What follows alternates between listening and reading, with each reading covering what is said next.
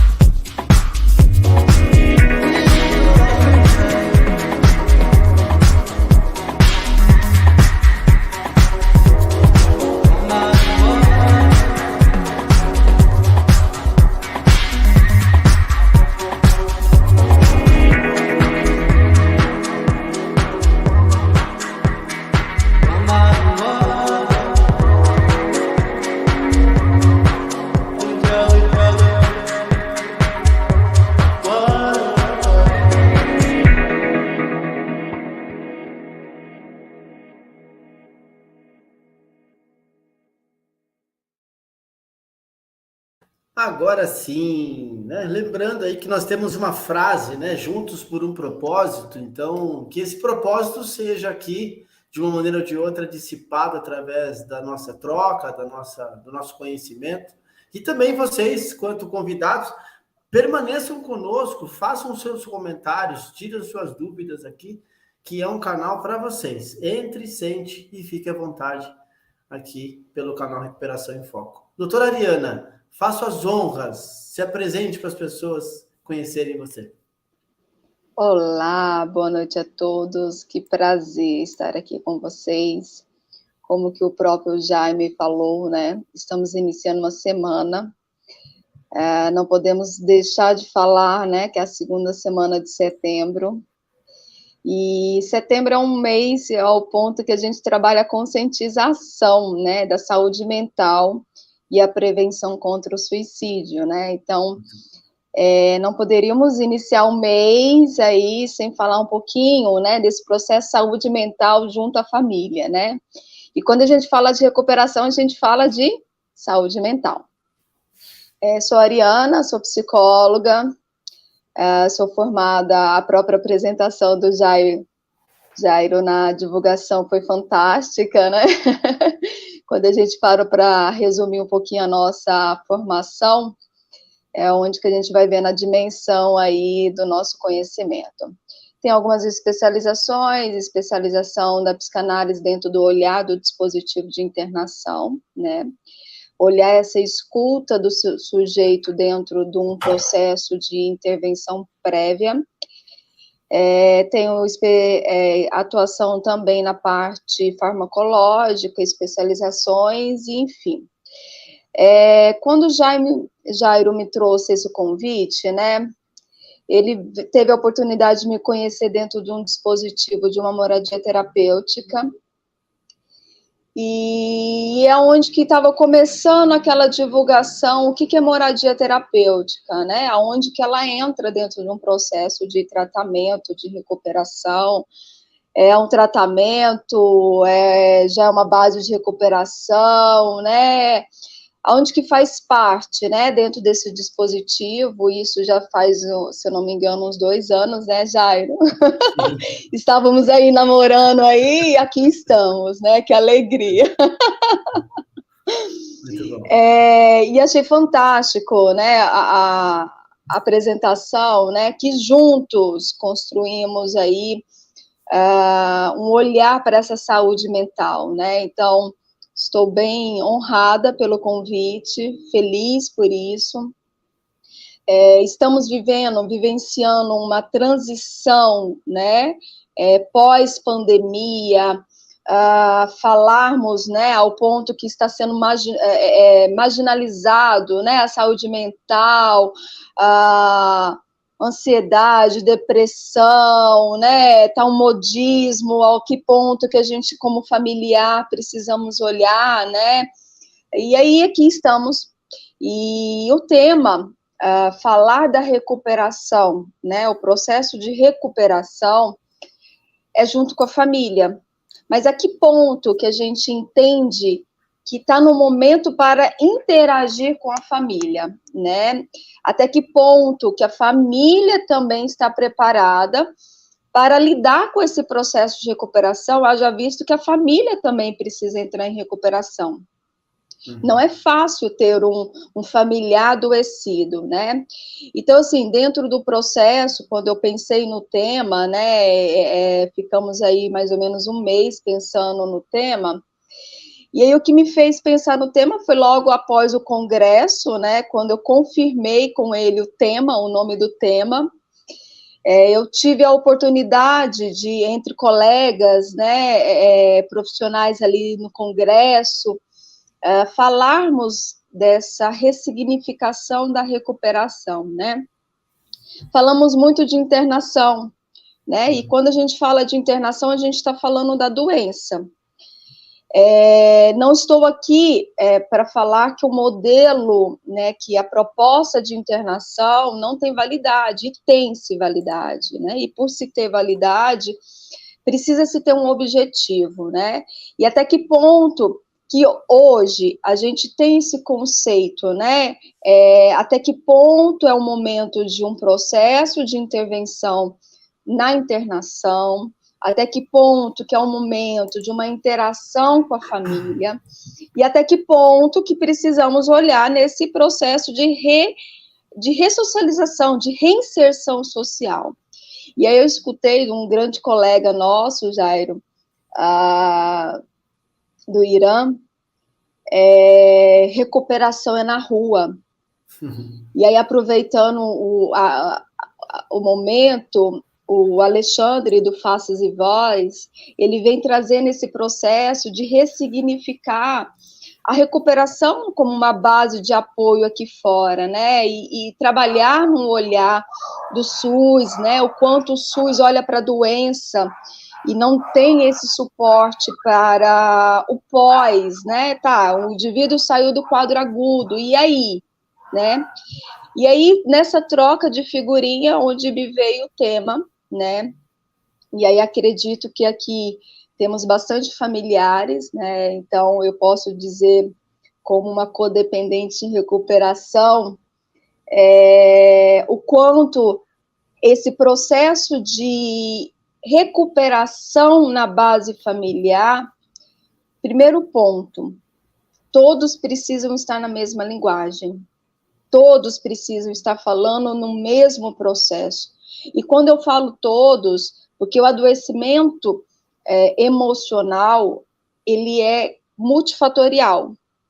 E se é multifatorial, a gente entende que há um adoecimento físico, há um adoecimento psíquico, né, na estrutura psíquica, psicológico, há um adoecimento espiritual, que a gente fala da alma, e há um adoecimento familiar.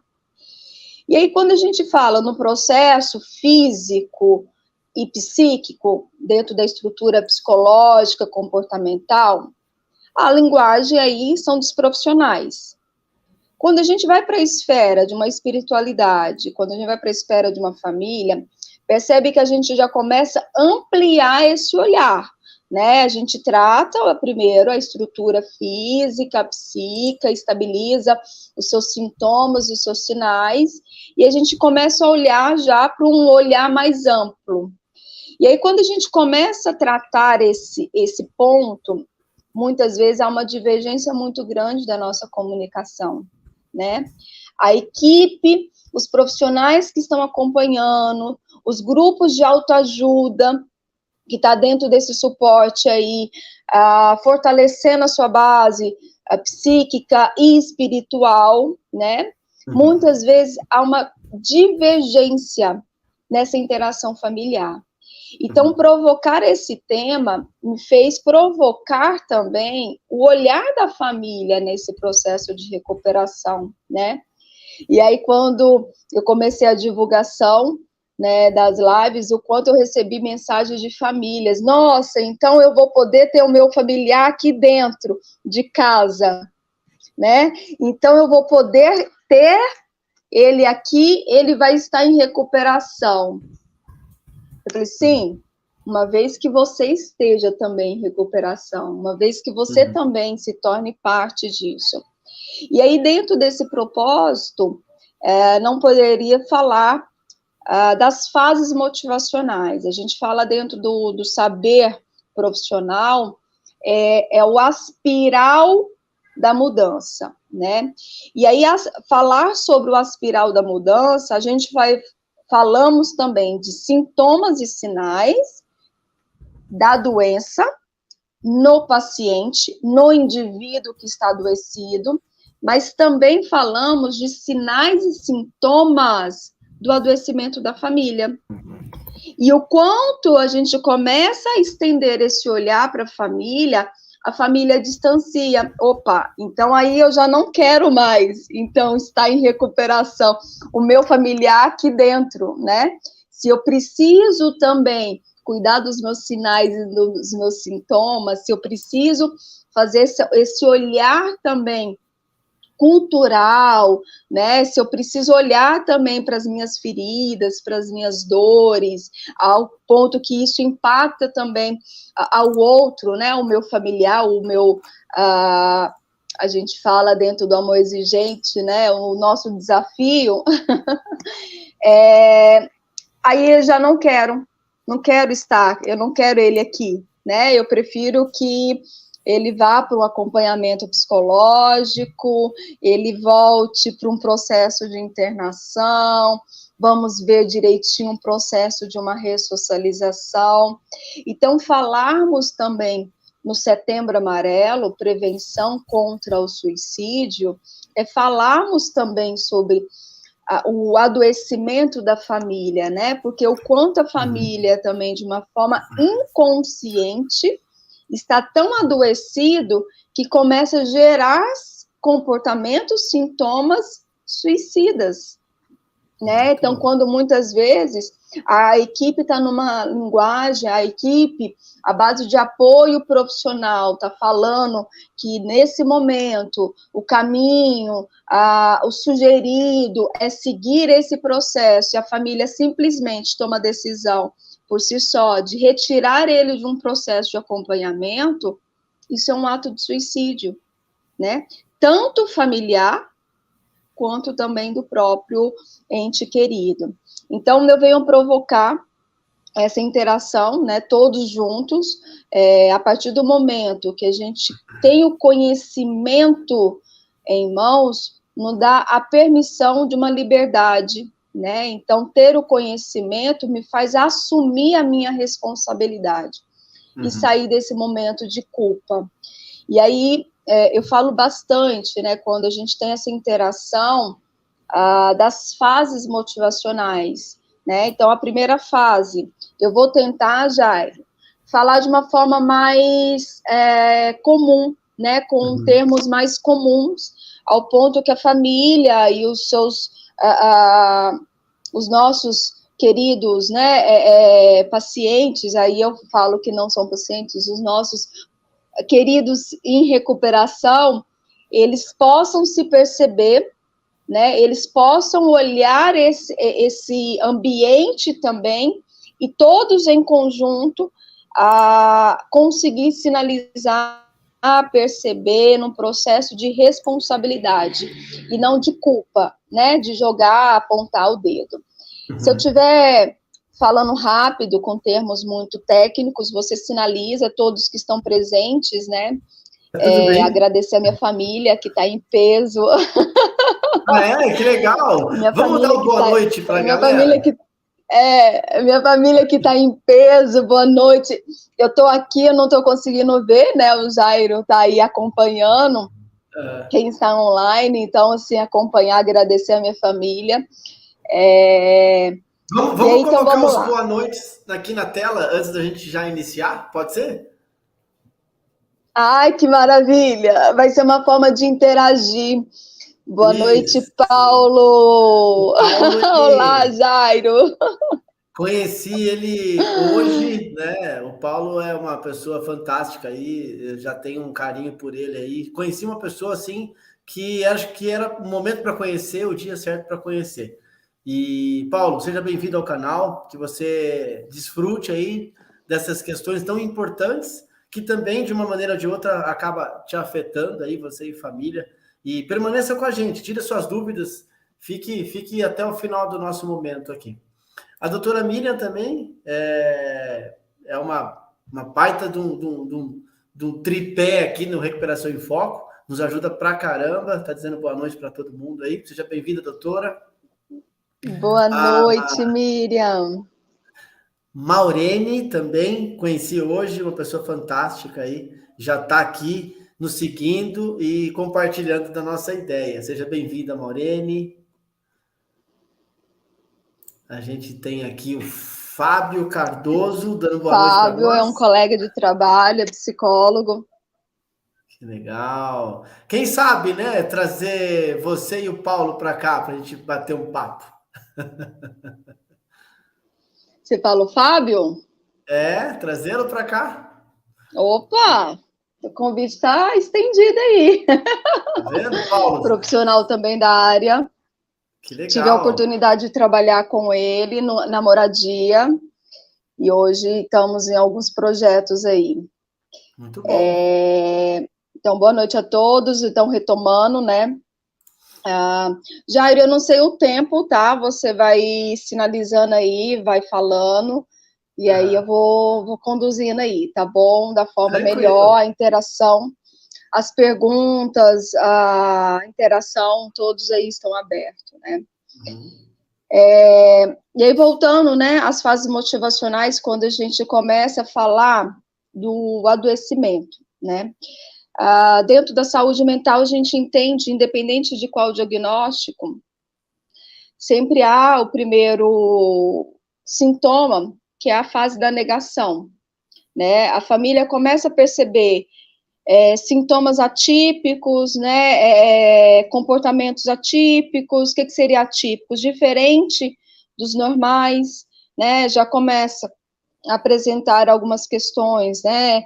Chega muito tarde, está apresentando uma agitação, uma inquietação, geralmente muito nos horários noturnos. Então, já começa a perceber alguns sintomas, né, atípicos do padrão.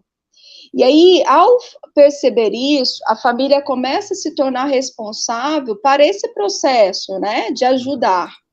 Muitas vezes, o indivíduo que está nesse processo do adoecimento, nessa fase, ele não se percebe, ele não tem essa autocrítica, ele não tem essa percepção que os seus sintomas, os seus comportamentos estão fora, estão fora do normal. E aí, muitas vezes, quando a gente começa a falar, a família começa a sinalizar, e aí leva para ele, né? Olha só, você está chegando mais tarde, você nunca foi de chegar mais tarde. E aí ele não consegue perceber que há uma mudança, começa a se justificar. Então, essa primeira fase é a fase da negação. E a negação não é só assim, eu nego que eu não tenho, não. Ele não tem a dimensão, ele não consegue perceber que há uma mudança, né? Uma mudança do seu funcionamento, uma mudança do seu padrão funcional, uma mudança da sua estrutura psíquica que muitas vezes, né, começa a ficar mais agressivo, já não era agressivo, começa a ficar mais ansioso, inquieto, já que não era. E esse processo, ele não é de repente. Essa primeira fase, e é onde que precisamos levar esse conhecimento para a família, é onde que há a progressão do adoecimento emocional. Se todas as vezes que as famílias começassem a perceber, isso eu falo no processo de recuperação, quando a gente fala que a recuperação é com a família, é muito importante a família perceber isso, né? Então, independente se já teve um processo de tratamento ou se está iniciando um processo de tratamento, uma vez que a família começa a perceber que os comportamentos estão saindo fora do padrão, que a forma de pensar, a forma de raciocinar, né? Então, outro exemplo claro, dentro de uma bipolaridade, né? Nunca foi de falar tanto de compras, do ter, né? Nunca foi de ter uma sexualidade tão acentuada. E aí começa, né? Qualquer vídeo que assiste, qualquer filme que assiste, já vem sempre um olhar muito mais à sexualidade, começa a ficar muito vaidoso, diferente do que é o padrão. Então, percebe que o funcionamento psíquico começa a ter uma mudança. E aí a família que já conhece, né, já tem essa base cultural, não consegue perceber ou muitas vezes fica com medo, fica com receio de falar, né? E aí é um adoecimento também familiar, quando a família tem medo de sinalizar, né? A família não quer magoar. Então, se eu falar para ele que ele só fala de compras, eu vou frustrá-los, e olha só, ele vai sofrer, isso é um sintoma do adoecimento familiar. Então, percebe que ter o seu ente querido em recuperação em casa me faz também estar em recuperação, né? Então, esse olhar, a primeira fase é a fase da negação, eles não conseguem perceber, é onde se perde a crítica, o funcionamento psíquico está adoecido, ele não tem essa percepção. E aí, para que faça esse processo de conscientização, essa primeira fase, é fundamental uma intervenção profissional, seja de um psicólogo, seja de um terapeuta, seja de um psiquiatra, é fundamental, porque a relação afetiva se confunde. E aí, muitas vezes, um sintoma que ele está apresentando de negação, quando a família começa a pontuar, a família começa a jogar na cara, também começa a trazer de uma forma que cada vez mais ele vai se rejeitando.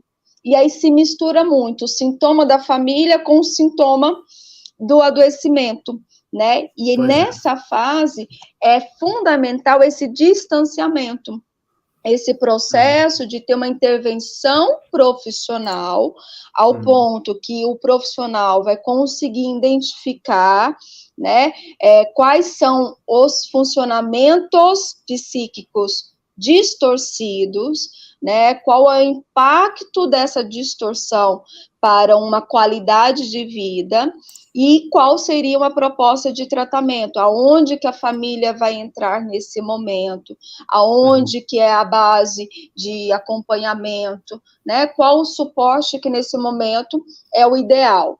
Então, essa primeira fase, ela é fundamental, uma intervenção profissional, né, e é onde que a gente começa a fazer essa aproximação do paciente, do indivíduo que está adoecido, com a família. Então, é muito importante que a família se sinta segura, né? Aí a família começa, não, ele não quer ir, e realmente ele não vai querer ir, né? Aí a família fica aguardando, negociando, que também é outro sintoma do adoecimento da família, perante esse processo de recuperação. Ariana, falando nesse nível, né, de que a gente está trocando esse papo, a importância da família, eu diria, Acho que não tem percentual. Mediante a esse caso instalado, né, no transtorno já crônico, vamos dizer assim, e aí a gente parte para as melhores intervenções, que são essas que você mesma colocou. Olha, diante desse quadro que a gente está discutindo, olha o que a Marta, inclusive ela é uma grande parceira, Marta Lima, ela é uma conhecedora aí das redes sociais e ela transmite para nós mesmo a questão de recuperação. Mas olha que legal o que ela coloca para nós pensarmos. A minha recuperação é com a família da Irmandade, porque a família de sangue são leigos até hoje sobre recuperação. Então, olha só a importância da parceria que eu, como dependente químico, quando saio de uma instituição, volto para o meu lar, olha a parceria perfeita que seria. Tudo bem, eu fui lá, aprendi todo o método, aprendi a aplicar, mas agora eu estou no campo de batalha. Só que eu estou no campo de batalha com as pessoas que eu convivo. E nada melhor que todo mundo entenda o processo de recuperação como um todo e façam aí da vida verdadeiros momentos novos, né? E aí a família tem total conscientização do que é uma dependência química. E a Marta está dizendo para nós, né? Que hoje a família da Irmandade, mas né, existe muito isso ainda, né? Sim, Marta, eu quero te parabenizar, né? Esse processo, isso sim é recuperação, né? Então, aí eu só reforço o tema: recuperação é em família. E quando eu começo no meu processo de recuperação, porque o primeiro momento é a gente olhar para a gente, né? A primeira fase de uma evolução, de um processo de recuperação, é olhar para a gente. E aí, quando eu começo a perceber que a minha família não dá conta, ela não tem estrutura para esse processo, ela não tem interesse de conhecer, eu começo a ressignificar o que é família, né? Família é aquela que está junto, acompanhando, que me ajuda sem julgamento e quando for preciso vai puxar a orelha, que é os apadrinhamentos, né? Eu começo a ressignificar. E essa é a grande diferença. Ressignificar é dar um novo sentido para minha relação familiar e não substituir. Porque a nossa tendência é assim, a minha família, ela não quer aceitar, né? A minha família só joga coisas na minha cara, mas ainda é um processo de distanciamento, é tão difícil, a minha família está tão adoecida, a Gleice entrou uma querida, profissional da área também. Que bom. A família está tão adoecida que é tão desafiador, a família é mais desafiador entrar em recuperação, que aí a nossa tendência é distanciar e substituir com o processo de irmandade, né? E aí, esse processo de substituição não é saudável. Então, o que a Marta traz é, eu conseguir identificar que a minha família não tem interesse, não há um sofrimento em mim, né? Eu não fico buscando que ela entenda e julgando, e é isso, eu tô assim por conta que a minha família não quer conhecer. Eu consigo ressignificar e entender que a minha família hoje é a Irmandade, né? Eu não distancio da minha família de sangue, né? Eu respeito a particularidade, mas no meu processo de recuperação eu dou um sentido para a família de irmandade. Então, isso é fundamental, esse processo. Isso faz parte do processo de recuperação, é dar esse sentido para o que funciona. E aí, sim, a minha recuperação é na minha família, né, no meu apadrinhamento, né, que aí vai puxar a orelha, né, vai me buscar, né, vai me corrigir, né, vai falar, opa, vamos lá, vamos estudar, vamos se perceber, né? Então, isso é fundamental nesse processo. E aí, só levando esse olhar que a Marta trouxe aqui para a gente, essa fase que ela está vivenciando, é a fase da manutenção. É onde a gente consegue, junto com o olhar do indivíduo, ele consegue dar nome e colocar a base de apoio nos seus devidos lugares, sem aquela posição de fugir, sem aquela posição de culpabilizar, sem aquela posição pesada. Então, a fase que a Marta trouxe é a fase da manutenção, né? Ela está só reforçando aqui. Marta, é isso. Continue, né? A gente entende que esse processo, o quanto os bons exemplos, ele vem para nos identificar e nos fazer o olhar para a gente, né? A segunda fase é a fase a gente fala da ambivalência, né? É a pré-contemplação.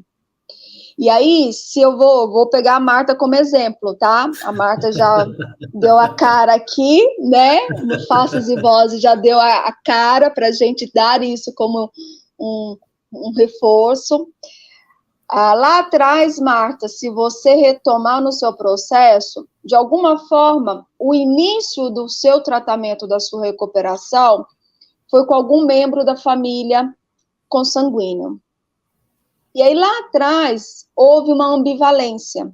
Ora, você percebia que havia um problema, ora, você conseguia fazer esse processo de perceber que havia algo atípico, algo diferente, ora, você negava. Ora, você jogava e falava que é minha família, que não quer interagir, que não quer participar, né? Essa segunda fase é a fase da ambivalência. Ora, eu percebo, e não é fácil, quando a gente começa a identificar esse processo, é muito doloroso, tanto para a gente quanto para a família. Aí a gente consegue perceber o que é meu, o que é do outro, e aí é nesse momento que a família, a equipe que acompanha, traz a família para participar, né? E traz a família para entender que muitas vezes alguns sintomas do adoecimento a família também tem como resposta, né? Então, nessa segunda fase é importante a família estar interagindo com o acompanhamento dos profissionais. A terceira fase é a fase Anatácia, uma querida que está em recuperação lindamente. Anatácia, te amo, saudade de você. A terceira fase é a fase da preparação, e é onde que a Marta começou a identificar que lugar que a família estaria, né, dentro do adoecimento dela, dentro do processo do adoecimento, aonde a minha família esteve. Ela consegue perdoar, ela consegue se auto-perdoar e consegue começar a preparar a família aonde essa família vai estar. E aí essa fase da preparação é quando começa a organizar e dar nome para as suas caixinhas, né? E é onde que a gente começa a fazer esse processo de reinserção social, né? Então, à medida que eu começo a colocar tudo em ordem, identificar o que é meu, o que é do outro, né? O que é da família, o que é minha espiritualidade, e a minha espiritualidade faz parte do meu processo de recuperação, e não apenas o meu processo como responsável, então tudo é culpa de Deus, né? E é nesse momento que a gente começa a dar para cada sujeito um equilíbrio, né? Então, para cada sujeito, para cada estrutura familiar, vai dando peso para isso. E aí é onde que entra os dispositivos de tratamento, moradia, né? Por que eu falo que é nesse momento que é fundamental esse processo? A nossa tendência, quando a gente começa a ter uma melhora, uma evolução positiva, uma remissão dos nossos sintomas, a nossa tendência é prometer.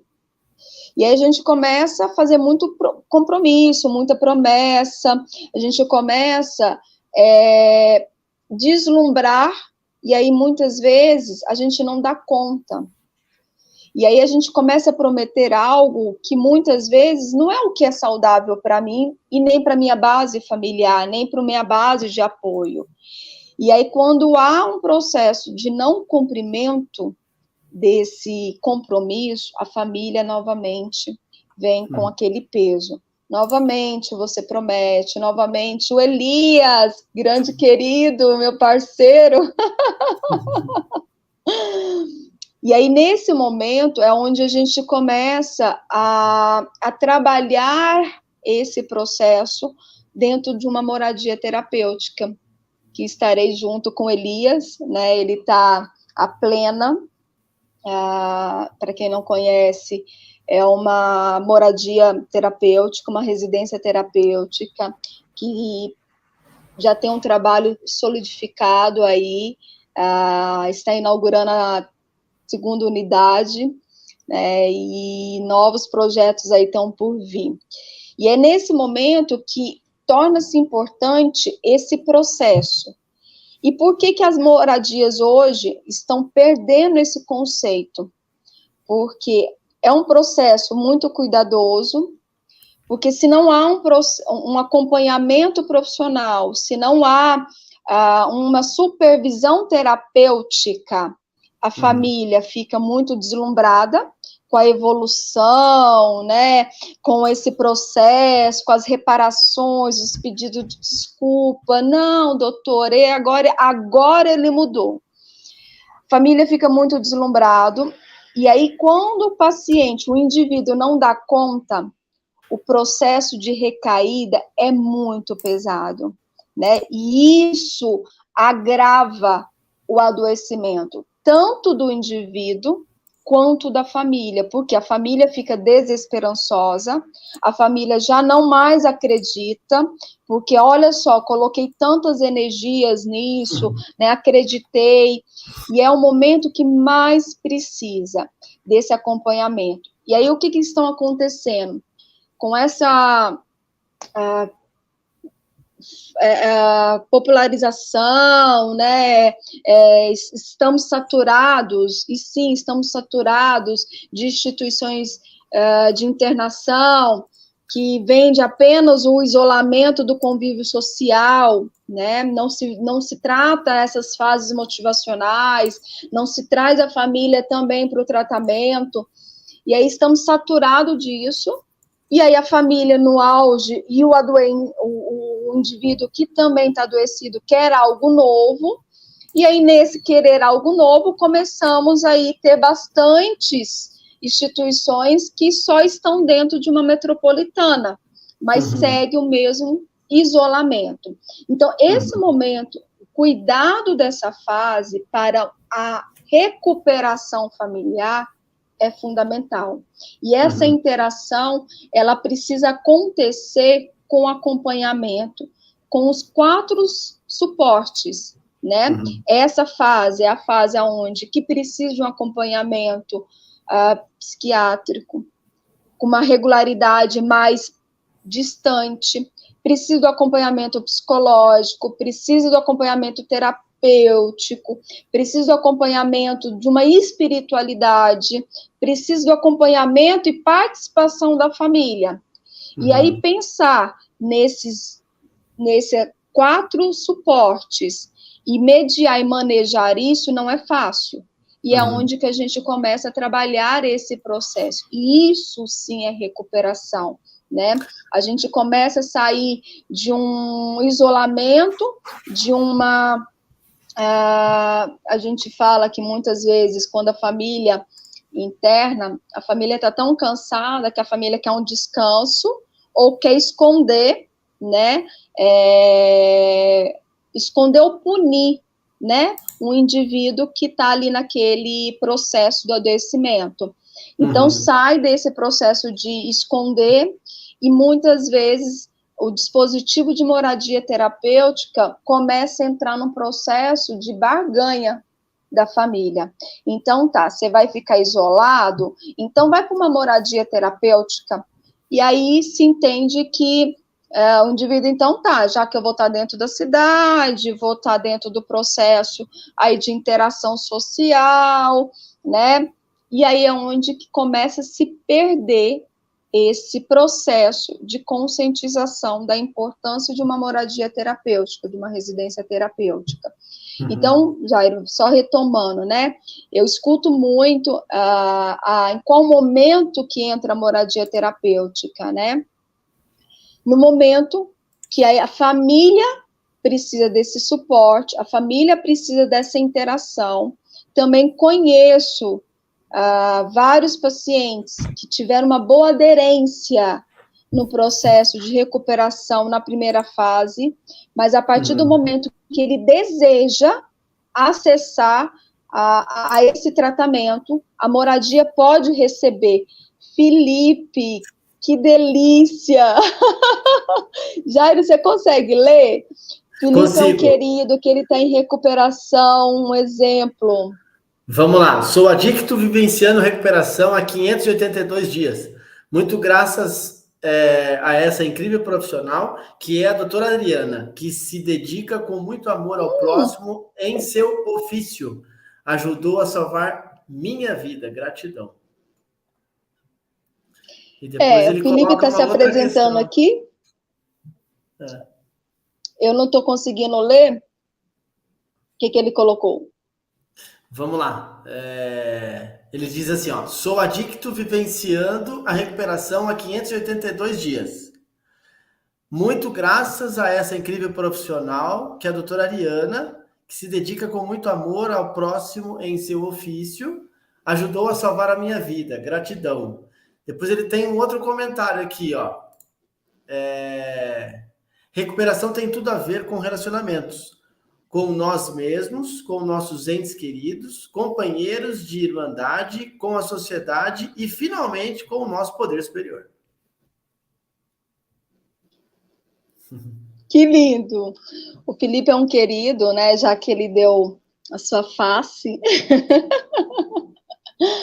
Ele iniciou um processo. Felipe, eu vou aproveitar, já que sou muito grata por ter feito parte, né, de alguma forma ainda faço parte da sua recuperação. Eu conheci ele iniciou o processo dentro de uma moradia terapêutica, né, e aí eu falo que dentro do processo do adoecimento dele, a progressão da adicção dele estava tão agudo, tão crônico, mas havia um real desejo de uma mudança. Isso permitiu com que ele iniciasse esse processo de tratamento dentro de uma moradia terapêutica. Uhum. Então, primeiro ponto, aonde que entra uma moradia terapêutica, o indivíduo precisa ter esse desejo de uma mudança. Uhum. Qual vai ser? A gente não consegue prometer, porque aí muitas vezes, como se tem essa característica deles prometerem, eles também buscam dos profissionais algumas promessas, e se a gente não percebe isso, a gente começa a prometer. E o Felipe, ele já tinha tido experiência no processo Manda Bala. Ele já tinha tido uma experiência, só não vou contar que você é palmeirense, tá?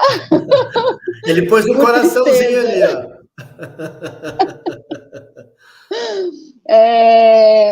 Ele já tinha tido experiências, dois processos de internação, né?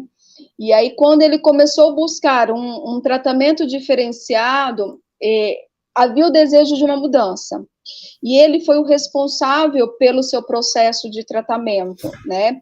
Que é outro ponto, que a gente tem um conflito muito grande, né? Eu sou auto-internante e eu sou o paciente, mas em qual momento que essa responsabilidade de eu ser auto-internante vai ser a favor do meu processo, em qual momento eu vou usar isso contra, né?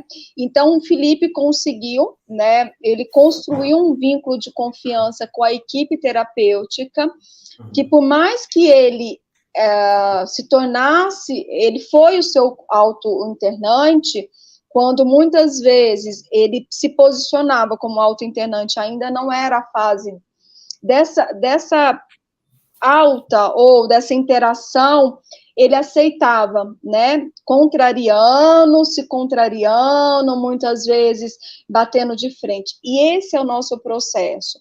Aonde que entra o processo de uma moradia é quando o indivíduo, e juntamente a sua família, está consciente que o processo de recuperação, como o próprio Felipe trouxe, inicialmente, primeiro é um indivíduo, e aí, numa moradia terapêutica, a família quer estar junto o tempo todo, quer estar falando, O Felipe teve um caso desse, né? A família ficava buscando, já que o Felipe trouxe, né? Ficava buscando o tempo todo e ele estava no momento, não, agora sou eu, né? E aí a família ia até os profissionais, né? Perguntando, ele comeu? Ele dormiu? Né? A família tem essa dificuldade, porque está numa moradia terapêutica, eu tenho esse livre acesso, né? Até que ponto? Então, a família precisa também estar consciente que a primeira fase e a segunda fase precisa haver essa separação, né? Eu escutei um termo de uma familiar, muitas vezes no adoecimento, é tão simbiose, é tão misturado tudo, que as dores do seu familiar se tornam da doença do outro e não consegue separar. E aí, esse processo da recuperação com a família precisa entender que as duas primeiras fases, ela precisa fazer essa separação. Ela também precisa ir para os grupos de autoajuda, ela muitas vezes precisa de um acompanhamento psicológico, um acompanhamento terapêutico, para perceber que alguns padrões comportamentais, alguns estilos de vida precisa ser mudado, né? Tanto por ela, quanto também para receber esse familiar, né? Eu lembro tanto um caso que a família estava tão adoecida que tinha um horário, aí seguiu no processo de tratamento, onde houve esse distanciamento, né? Dava o horário aonde o seu familiar, o seu filho saía, a mãe entrava num processo de desorganização. Ela não conseguia fazer mais nada. Ela não conseguia. E aí ela tinha um ritual de ir para a sacada e fumar, tomar café. E aí ela não percebia que aquele padrão de funcionamento era um padrão adoecido, que ela ficava ali na sacada acompanhando ele. E aí, quando a gente começa a trazer um terapeuta, né, que tem essa experiência, consegue identificar isso numa anamnese, a gente sinaliza, não, eu só estou lá porque eu gosto da sacada. A família não consegue perceber que também se tem um padrão adoecido. Ah, não, então tá, eu vou parar de fumar na sacada, e porque ele está em recuperação, não, você tem que entender que esse padrão também não é saudável para você. Você entra num processo de desorganização. E aí a família muitas vezes começa a mudar a si perante o outro. E isso também não é saudável. Olha, diante disso, doutora, olha o artigo que eu dei uma pesquisada aqui. Tirei um recorte de um texto. Olha que interessante. A modernidade, com os seus intensos processos de mudança, não favorecem nossos valores que preencham os anteriores demolidos, ocasionando uma espécie de vazio de significado com o cotidiano de muitos indivíduos, né? Esse é um ponto. Há um sentimento de se estar à deriva, participando inconscientemente dos processos coletivos e sociais. Perda quase total da atuação consciente e da identidade. Isso tem tudo a ver com uma codependência. Por que estamos trazendo essas questões, né? Que daí as pessoas que estavam em debate estavam perguntando, porque essa realidade pós-moderna é muito parecida com os sintomas apresentados pelos dependentes e codependentes. Ou seja, estamos vivendo um momento social desfuncional, onde isso afeta as famílias, favorecendo os sintomas da dependência e da codependência.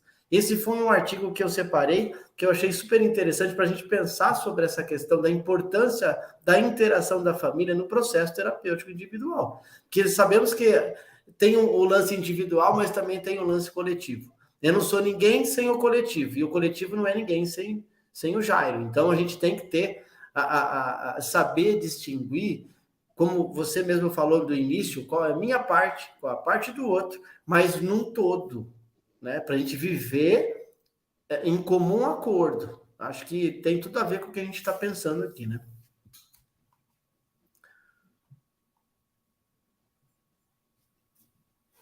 Sim, sim. E aí, se a gente não traz esse processo de conscientização, de uma recuperação, ela que no primeiro momento, nas primeiras fases, e os 12 passos nos traz esse olhar, né? Até o quinto primeiro passo é esse olhar para dentro, né? Quando a gente começa a olhar isso para fora, trazer esse coletivo, essas reparações, esse todo, muitas vezes a nossa tendência é isolar, é fragmentar, né? Então, o quanto a nossa sociedade, ela trabalha essa fragmentação, não, eu estou pagando um psicólogo, ele está indo na sala, e está tudo bem. Então, está fragmentando o processo de recuperação. Nesse conceito, a nossa sociedade nos reforça isso, né? Um problema é o outro, então ele parou de usar, né? Então eu estou pagando a terapia, e aí quando eu viro e falo, então tá, você está pagando a terapia do seu familiar para minimizar o seu sentimento de culpa e tirar a sua responsabilidade do processo, né? E aí quando a gente começa a trazer esse conceito, a gente começa também a provocar aos seus familiares que eles também estão adoecidos. Então, assim, não tem como um processo de recuperação real, como a própria Marta trouxe, né? Ela conseguiu identificar no seu processo de recuperação aonde a família dela está. Não é que ela tirou a família dela, né? Não é que ela distanciou, né? De uma forma no seu processo de recuperação, olhando para a sua individualidade, olhando para o seu eu, ela conseguiu entender e reparar aonde essa família estaria. E aí a gente escuta muito, não, ele está indo na sala, né? Então a minha família é essa. Eu já não me sinto bem lá em casa. Eu já não me sinto bem voltar para casa. Eu já não. Opa! Vamos lá, né? Então vamos trazer esse processo. E muitas vezes, quando eu vou levar temática, né, para o grupo de AA, mesmo não sendo uma adicta de substância, né? A minha adicção é o afeto. Quando eu vou para a sala fazer a temática, eu trago esse olhar, né? E aí, quantas famílias que participam, né? Então, as famílias participam só no momento quando há uma dor, né? Quando está latente a dor. E aí, depois distancia desse processo, né? Começa, então tá tudo bem. Aí já começa você prefere a sala, você prefere ir para a psicóloga. Quando você vai para a psicóloga, você faz toda aquela preparação para ir, você escreve. Para mim, você já não escreve mais nada, né? E aí a família começa a apresentar esses sintomas do adoecimento. Então, não tem como. Quando a gente fala que a recuperação é com a família, é para trazer essa família para a recuperação. E é esse que é o nosso ponto, né? O nosso consciência e pensar dessa forma. Então, a saúde nossa é uma saúde, se a gente for olhar para o SUS, é uma saúde fragmentada. Se a gente for olhar o modelo de saúde mental, né, do SUS, né, os CAPs são fragmentados, né, é a família, é o horário do grupo da família, é o horário ali, você passa para o TO, e aí a gente vai olhar o processo de um tratamento do SUS, é fragmentado, né, quantos familiares que passam pelo acompanhamento psiquiátrico, né? E aí, não, o usuário do sistema do SUS é o adicto. A família só vem para o suporte para falar com a psicóloga ou com um assistente social. Percebe que há essa segregação. Então, quando a gente começa, e aí eu sou encantada, né, com o Alexandre, quando ele traz o Faces e Vozes, né, porque estamos bem atrasados aí, né, nesse processo aí de saúde mental, principalmente dependência química, pós-tratamento, né, então, pós o quadro agudo, o que fazer? Né, como fazer, e aí a gente precisa, sim, juntar, né, esse processo, tudo junto, porque o indivíduo não é fragmentado, né, o indivíduo precisa trabalhar isso, então não tem como uma recuperação sem a família, uma recuperação real, como a própria Marta falou.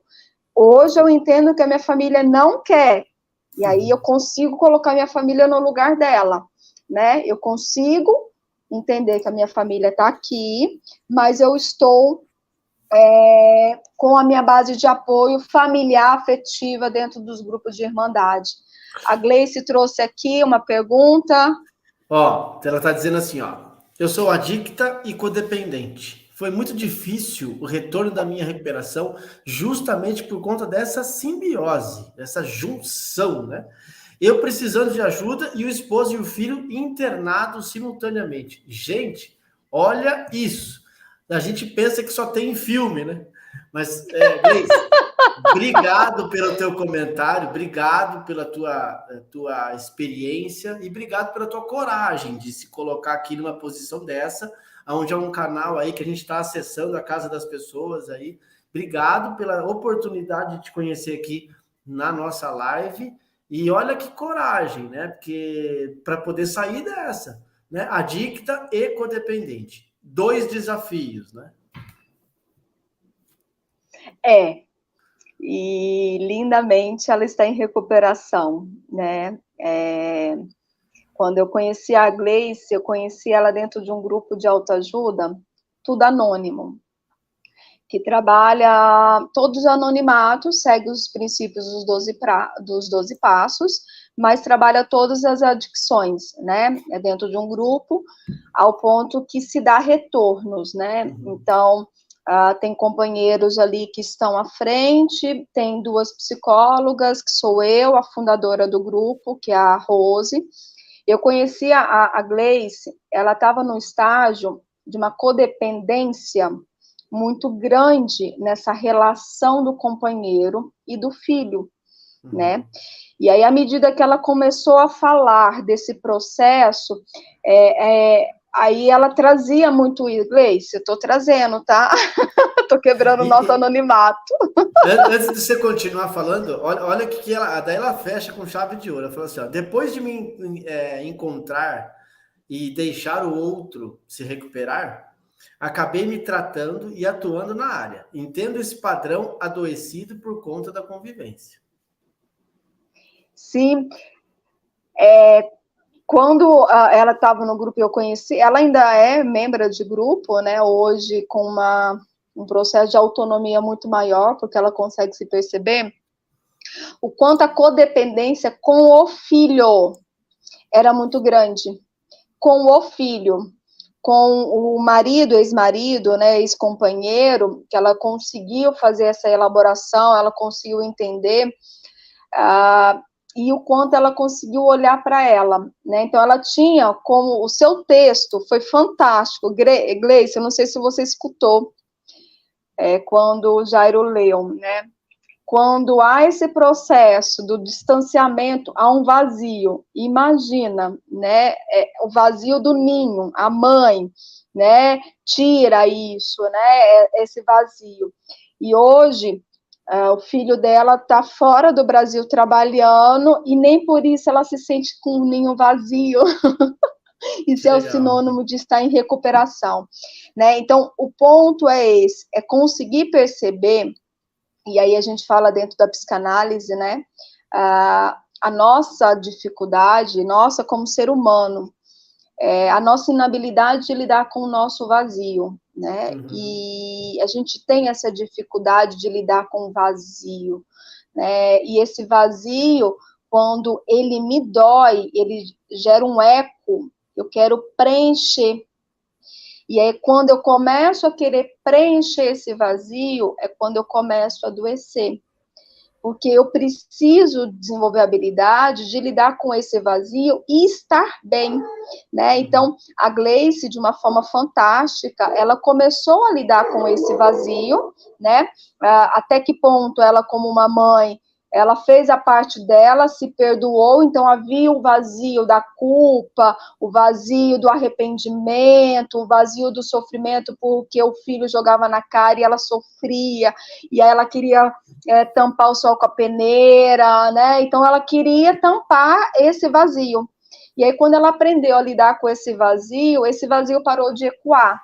Então, esse é o nosso ponto, o processo de recuperação, tanto para a família, quanto para o dependente químico, para o adoecido, é a habilidade de lidar com esse vazio. E de tempo em tempo, a gente começa a nomear o nosso vazio, né? Então, o Felipe, no processo que ele está vivenciando, de alguma forma ele traz, né? Muitas vezes quando ele manda mensagem, muitas vezes tem diminuído, tá, Felipe? Tem sentido saudade aí.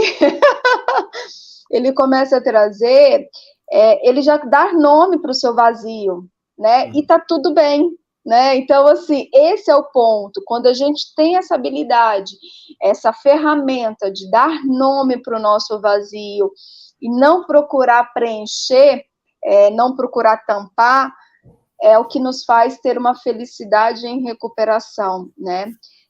Então, o seu texto faz todo sentido quando eu estou nesse coletivo e ele está tão adoecido, eu perco tanto a minha identidade que tudo se mistura. Então, quando ele separa, vem um vazio e eu tenho a perca da identidade, né? Então, primeiro ponto, quando há esse processo do adoecimento crônico, né? Quando há esse processo, precisa ser feita uma intervenção, já há uma perda de identidade, né? Já há uma perda de valores, de família, de posicionamento. A mãe já está no lugar de esposa, a esposa está no lugar de mãe, a filha está no lugar de mãe, o pai está no lugar de irmão, de amigo.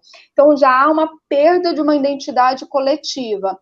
Então, quando a gente faz essa separação, separamos, né, essa simbiose que está tudo misturado, a gente começa a falar, olha, a sua identidade é essa, o seu lugar é esse, você é esse, e cada um no seu processo, né, no seu contato com o poder superior. E quando o Felipe trouxe, né, dentro não é da hierarquia, do processo de maturidade, né, primeiro eu olho para dentro, identifico o meu vazio, eu retomo as minhas identidades, os meus valores, a família também, no seu lugar também, eu vou separando, opa, você está invadindo, essa identidade, ela é minha, não vem você dizendo o que eu tenho que fazer ou não vou reproduzir, né, eu te respeito como mãe, e aí começa a fazer essa reparação com a família, né, começa, eu te amo também, a família também, eu te amo, mas eu não permito isso faz parte da minha identidade,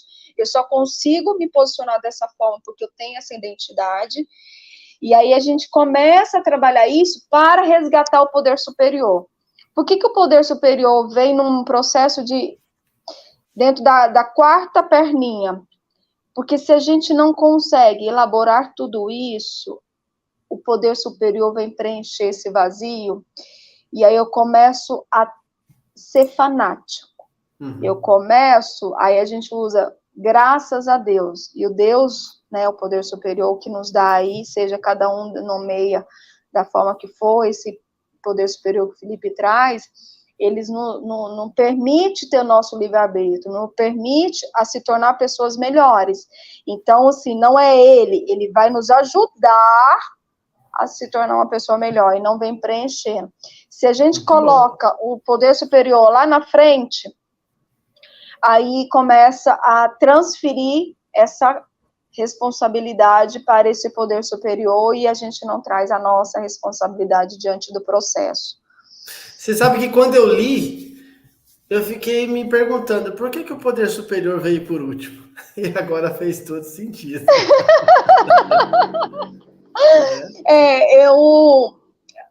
O Felipe, ele foi dando nome para esse lugar, né? Até que ponto ele conseguiu reconhecer o seu poder superior, né?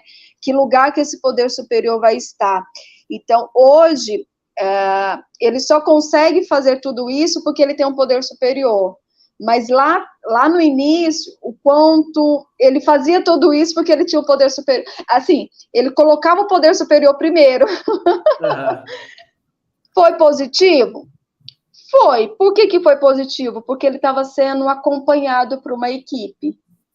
Se ele estivesse fazendo isso sozinho com a família, ele teria metido os pés.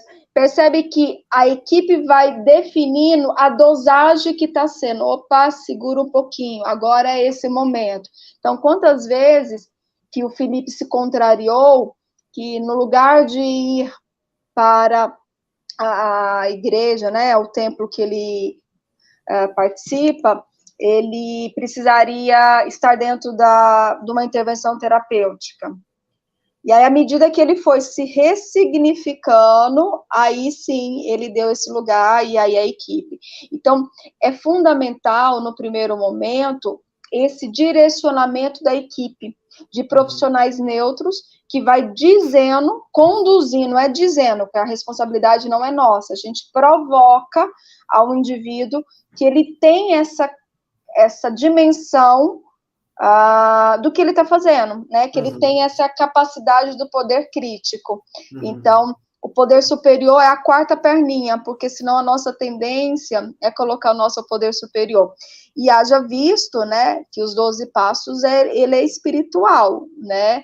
Então, assim, não quer dizer que ele seja espiritual, que não nos faz assumir a nossa responsabilidade, reconhecer a nossa impotência, né? Cada um tem a sua parte, né? E cada um no seu momento, né? Cada um no seu momento. Eu abro aí nessa... aí eu parei na parte da preparação, da determinação, que é quando já começa a fazer a determinação e a mudança, e se ela não é acompanhada tanto com a família, quanto com os profissionais, aí começa a se misturar os sapatos, né? E aí começa a sair um pouquinho de uma proposta de mudança, né? Eu falo muito, eu brinco muito, a nossa tendência é rapidamente, quando está tudo bem, é voltar para o nosso funcionamento antigo. Quando a gente está com a garganta doendo, enquanto ela está doendo, a gente lembra direitinho dos horários do antibiótico. Quando ela começa, eu sei da importância, eu acordo nos horários, né? Eu ponho um relógio, eu peço ajuda, eu vou numa consulta, né? Eu me submeto porque tá doendo, né? Quando começa a ir do terceiro a quarto dia, porque já não há mais a dor, aí a família já começa. Tudo bem, não precisa tomar agora, não. E aí eu começo, nossa, eu tenho que tomar o antibiótico. Não, tudo bem. Já toma mais tarde. Aí você vai perdendo a dosagem terapêutica do antibiótico. E com isso, o seu corpo vai criando uma resistência imunológica ao ponto que aquele antibiótico já se vai perdendo dosagem terapêutica, né? O corpo, o vírus, ou a bactéria, vírus, antibiótico, vai tendo uma resistência maior. E aí, quando precisa novamente voltar, já não é mais aquele antibiótico, porque já tem uma resistência. E eu falo que o adoecimento emocional não é diferente. Então, as fases que mais precisa ter cuidado é a segunda fase, né, que é a da ambivalência, que é um momento crucial para uma evolução positiva de um tratamento, e a terceira fase, a quarta fase, que é da preparação, que é justamente o momento da mudança, né, porque aí a família já está tão misturada, a família já começa a ficar muito eufórica, eles também, e aí já começa a tomar decisões fora do propósito que foi definido, que foi construído. Então, são as duas fases cruciais para um processo de uma recuperação. Então, recuperação é em família, é com a família. E esse é um momento importantíssimo.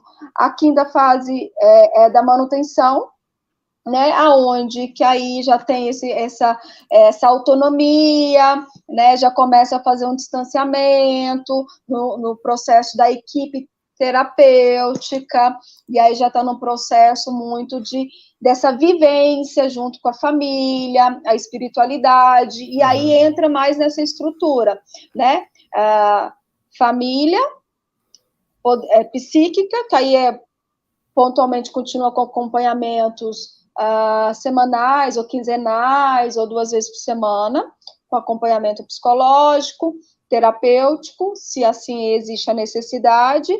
A parte da espiritualidade, que aí entra a questão dos grupos de autoajuda, que é a identificação da identidade, né? Eu me identifico com você nisso, eu não me identifico nisso, que isso é importante. E a parte da espiritualidade. E aí, na fase da manutenção, dar essa continuidade nessas 3 fases e vai continuando. A recaída, ou o surto, seja qual diagnóstico for, ela faz parte da fase motivacional, né?